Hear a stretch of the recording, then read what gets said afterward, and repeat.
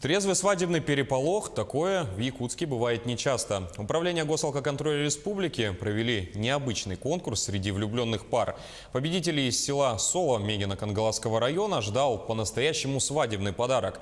Организаторы и спонсоры взяли на себя и организацию торжества, и все расходы. На трезвом свадебном веселье побывала и наша съемочная группа. Туяра и Джулустан вместе уже 9 лет, у пары 2 детей. Однако официально отношения влюбленные так и не оформили. Говорят, в жизненной суете просто не успели.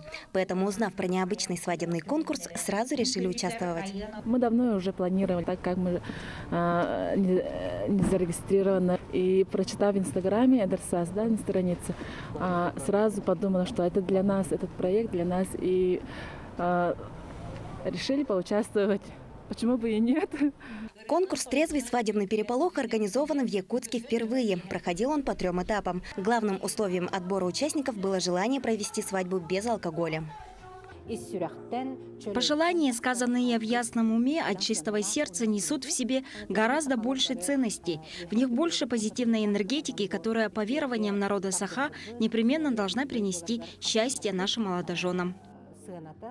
Опытная тамада Оксана Жиркова уверена, чтобы веселиться на свадьбе, алкоголя не нужно. Достаточно прийти с веселым настроением и искренними пожеланиями счастья молодоженам. Первое, они должны были направить анкету и историю своей любви.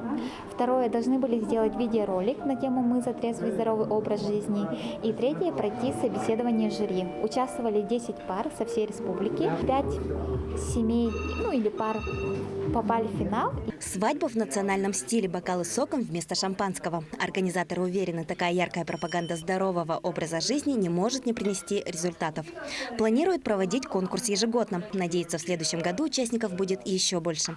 Яна Захарова, Кристина Якупова, Павел Пахомов, Якутск.